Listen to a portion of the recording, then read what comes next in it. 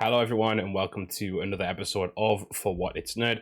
Today, we are discussing Batman the Caped Crusader, which is a new animated show that dropped earlier this week on Prime Video with 10 episodes. Now, as you guys have known from previous kind of discussion regarding DC, I'm not a huge DC nerd. I have not read anywhere near as many DC comics as I have Marvel. It's something I do want to break into, but I find myself generally struggling with the stuff I've already got to work through, never mind, adding something else to the mix. In fact, there was actually a Batman collection starting not long ago that's similar to the Legendary collection for Marvel. And I just said, no, I can't. I've got to stop myself somewhere. And so I haven't gotten really into DC Comics yet. But I've played the Arkham games. I've played the Batman Telltale games. I've watched some Batman movies, not all of them. And I've watched some other, tangential stuff as well. Even so far as, Suicide Squad Isekai, which I watched a few weeks ago for the podcast, which I haven't really got back to either, to be fair. But so I'm kind of very aware of the DC world. I'm just not super into it, I'm not super steeped in its lore. So I just wanted to let you guys know that before I go into this. Specifically as well, I've not watched the original Batman animated show, even though this, of course, is done by Bruce Timm, who did that alongside other creatives in the kind of comic sci-fi sphere, right? Okay, so with all that said, I've got to say, I think this series is amazing, which I don't think that's hard to believe. It's Batman, first of all. Everyone loves Batman. Second of all, Rotten Tomatoes, however you want to say it, came out literally like the day of its release. It was like 100% on Rotten Tomatoes. Oh my gosh, I'm going to say that a lot now. And, the critics generally like the show, and there's a few things that I think will be a point of contention for the wider audience, which we'll kind of touch on, but I really found it to be an interesting new take on not new necessarily, but an interesting different take on Batman, being of course set in this kind of 1940s scenario, this kind of noir setting was actually really fun. I think that was one of the things that really drew me in to begin with. If it was something that was kind of just the typical Batman thing again, yeah, I might have still checked it out. Probably would have actually, but I think that's what like really hooked me. I was like, oh, it's this noir setting. Like, I mean, Batman as a detective is fun anyway, but add a kind of like a little bit more of like an old timey feel to it. It writes itself in a way. And I think what I found actually as I was watching it is how much it felt similar to the Gotham show a little bit, right? So I've watched a bit of Gotham, and not in terms of maybe the level of storytelling. I think the storytelling was probably better in this than Gotham, but it felt like Gotham, kind of the way those episodes were written, was very similar to this, right?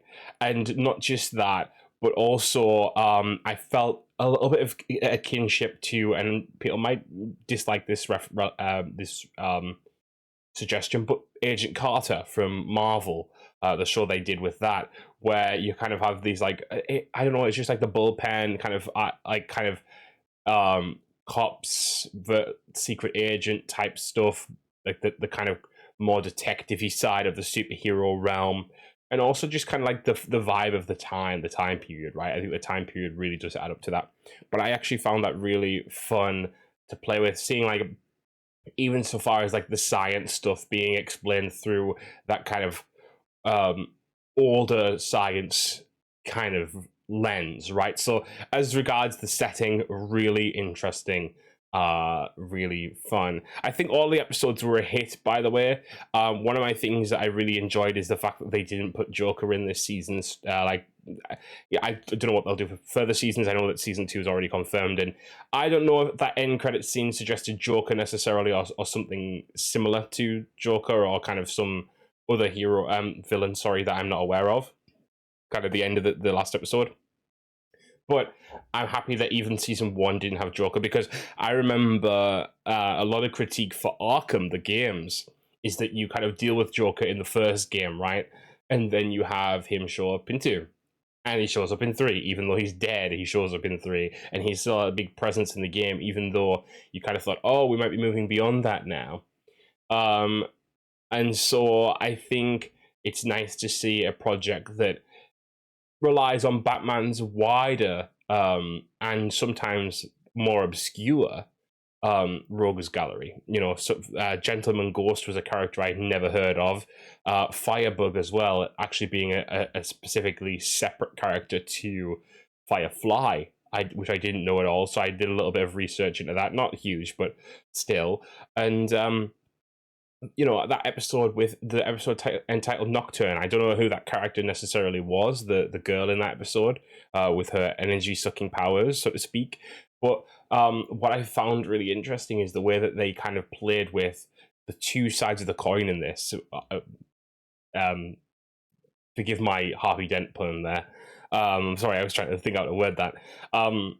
But they really did, because like the show has a lot of dark undertones. It doesn't explicitly say anything, but there's like, for example, in the first episode, you'll see like these chests with people inside, and that they've died, and like there's like implications of like there's a little, well, there's not implications. In one of the episodes, you see Firebug basically assuming a building's going to burn down, but like he sees the children burning too, and it's like, okay, on the surface, like that's just kind of like, it's just a motif, right? But like it's there, it's like in the piece, he's basically like, if you could play that very differently with just a few, like a music change or something like that, and it would be like really creepy. So I really appreciated the kind of the dark, subtle undertones, but then also the kind of hopeful vibes throughout some of these episodes. You know, the one with Nocturne that I was just talking about, the episode Nocturne. Maybe that's the character. I don't know. I'm not super clued up, as I said. Had this kind of like really cool moment of like, you know, just finish her off, let her die. And he's like, no, I can't. And like he throws his cloak around her, and like sort of really quintessential Batman moment in a way. And then as well as that, like the end of the show, you see Batman kind of finding a piece of his humanity, which has been kind of a reference, a kind of a point of contention throughout the show thus far. And so like you get these really cool worthwhile moments as well, and some of the flashbacks as well have that kind of vibe as I don't want to say as well a third time, but they have some of that vibe as well. And so I think that the show's been really thoughtfully planned out. For 10 episodes, that's quite a feat. I feel like the 10 episodes do create quite an arc, even though there is no actual specific arc except between the last 2 episodes. And what I mean by that is, yes, there are some overlap between episodes, but generally they're separate. You could watch one and not really know what was going on in the rest, so to speak. But I do think that was really, usually I don't really care for that. I usually like an overarching story. I think with this, having Batman kind of dealing with all these different problems and having something lurking in the background, which essentially is that Gotham corrupts, and that's what happens to Harvey Dent throughout this show, is really, really interesting to see. And, you know, I do want to discuss the characters a little bit, because I think I have some stuff to say about some of the villains. But yeah, I think it was a really fun way of playing out the story, and I think you could definitely stand to go even further with a season 2. Now, there's probably some villains that are of contention. Now, there's 2 that I think will be of larger contention. There's one that I have a personal, not issue with, but like I feel like maybe they could have played it up better. And we'll kind of discuss that sort of now. So, episode 1, we have Oswalda Cobblepot. Now, a lot of people weren't happy about this this gender switch of characters. I personally have no issue with it, because I think the way that they played it, they made it, it's kind of not 100% necessary, but they made it kind of necessary for the story for her to be a woman. And by that, I mean like kind of this mother who has 2 children, and the reason for that is we've seen a lot of the trope of father has children in comic books, but he's harsh on them.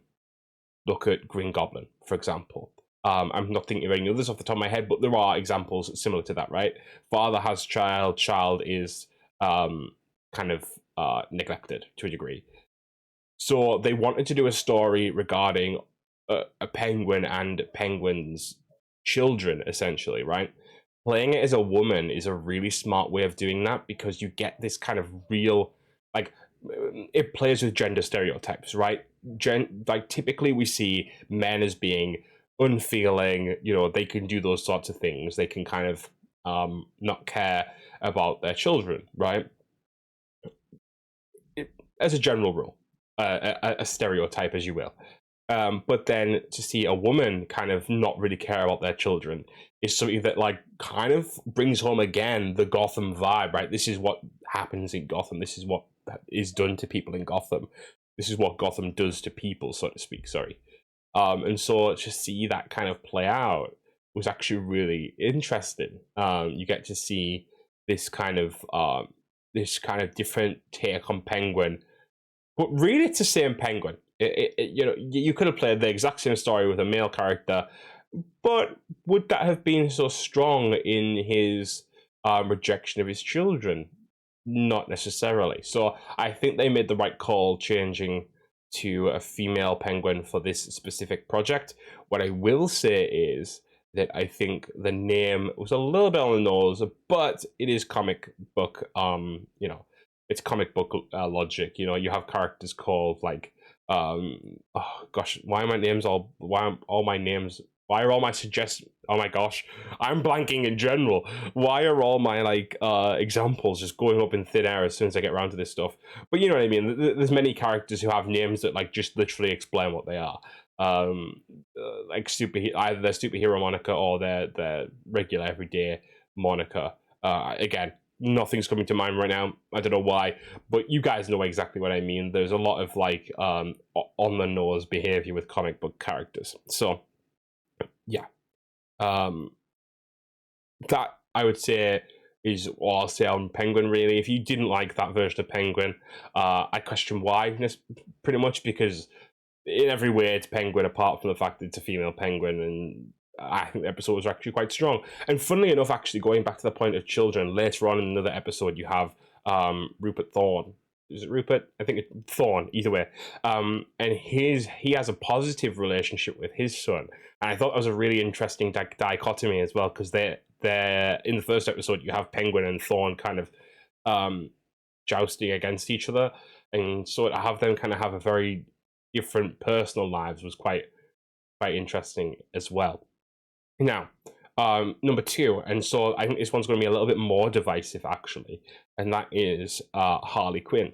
Harley Quinn is in this show, very different to many other takes on Harley, and all I'll say is I actually really enjoyed this version, because I think Harley has in recent years become a parody of herself, and that's funny because she's already quite jester-like, right? But I feel like Harley has become so big in the mainstream that we take a lot of the trauma and a lot of the negative aspects of Harley out of the equation. And I'm not saying that this version necessarily is just Harley but darker, because it feels very distinct in its own ways. There's no Joker in the story. She is more of like she's a Punisher type in this. She's like an anti-hero. She has goals that she's trying to achieve by making Gotham's elite pay. So she's kind of like a few other characters rolled into one, which I know a lot of people say, well, at that point, why not make a new character? But I think what they were trying to do here is kind of play with our understanding of what was going on, because you hear the name Harleen in a few episodes before she shows up as Harley Quinn, and you get the understanding, oh, something's going to happen here. And what you're instantly thinking is, when is the Joker showing up? And the reason I think they did away with all of the storyline that usually happens to Harley is that they wanted to kind of go against expectation, right? Everyone was thinking, oh, the Joker's going to show up, it's going to go this way, it's going to go that way, and it didn't. And I think that was really, really smart, actually. And also just seeing a kind of new take on a character is never a bad thing, especially when you're in a universe that's set apart from so many, it's like all of the stuff that's come before, right? If this was a mainline comic or something, I could get it, right? If they reset the universe like they so often do in comics, and they just said this is the new main Harley, we're not writing, the typical Harley that we've had previously, I'd be like, oh, does that work? Is that the right idea for you guys? But with this version, this being an animated show that is likely never going to go further than the animated show itself, Is it really a big issue? I don't think so. Yeah, I think it was a really fun episode. The fact that she's still out there. You could have a return to something more like the actual Harley, but this is kind of some earlier stage of Harley. Similar to how Bruce in the show and Batman is like very early on. He doesn't really trust people. It's very much like, and again, I imagine the comics did this first, of course, as always. But it's very much reminds me of Arkham Origins, where you see a Batman that can't, like, says he has to go out every night, he has to do this, he has to do that, he can't give himself a break, he can't, and you know, and his fight with Alfred and his tension with Alfred, which is very much the same in this show. And so I think that's like a similar thing, right? It's like these characters maybe before we would know them in some degree or another. You know, if they wanted to go down that route of kind of changing Harley down as she goes down this route into something a little bit more akin, she loses her way essentially. Now, speaking of losing their way, the other villain I want to discuss is Two-Face, Harvey Dent. Harvey is set up pretty much from the start of this season, and you kind of always knew it was heading to that reveal of Two-Face and what that would entail. Now, what was really interesting is that they kind of played this a little bit closer to the hero side, so to speak. Is that the right word? Maybe not. Basically, his morality still very much exists after the accident, so to speak. And I find that what that ends up with is a really like a heroic moment at the end of the season that falls kind of flat. And the reason I say that is Harvey was portrayed through most of this season as an asshat. That's probably the best way to describe it. Sorry for offended ears. An asshat. He seemed like a person who was really trying to rile people up. He was basically only concerned about his mayoral campaign, all of that type of stuff. And so you couldn't really feel like he was doing the right things for the city as he was suggesting he was. And I know that's the idea of Gotham, but I feel like if you had a character who was a little bit more inscrutable, whichever one it is. Inscrutable? Yeah, I think so, right? Either way. A guy who's less corruptible, who seemed like a really, you know, he was doing the right thing. And then this thing happens, and I understand they wanted to kind of go down the corruption route. I get that, but I feel like if they started out with him being even more idealistic, it would have been good for the later transformation, because I feel like what you got is Harvey's an asshat. He becomes an asshat with even more of an asshat side, and then in his last moments, he does like this good thing. And it's like that final redemption trope that we love to see in media for whatever reason, where it's like, I'm an asshole, I'm an asshole, I'm an asshole, oh, I did something good, so I'm redeemed. And it's like, no, that's not how that works. We're not doing a Darth Vader, we're not doing, you know, a million of the heroes, you know? Like, you can't just do one thing at the end of your life and suddenly be the good guy again. So I think in that way, I didn't really enjoy Harvey. I enjoyed the concepts. I enjoyed him showing up, but I don't think the dramatic pathos, sorry to use big words, was as strong as it would have been if they had went with a much more moral Harvey at the start, moving into a less moral Harvey by the end. Otherwise, I think this show is really great. I think the changes to Barbara Gordon, which was really fun in its own way. I added a lot of depth to her character as regards, well, not depth to her character, maybe that's the wrong word, but it had a lot of necessity to her character for her to be included in all these plots, right? She was included in a lot more things because she was a lawyer, she was there, she was kind of in, you know, this show basically is, it's not so much Batman, the Caped Crusader, so to speak, it's more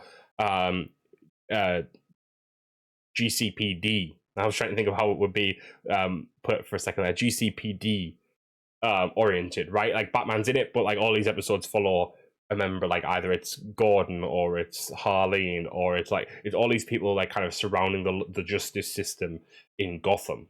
And so in that way, I think it was a really good idea to bring Barbara into that in the way that they did, like kind of age her up, have her in the same kind of lane as the rest of the cast.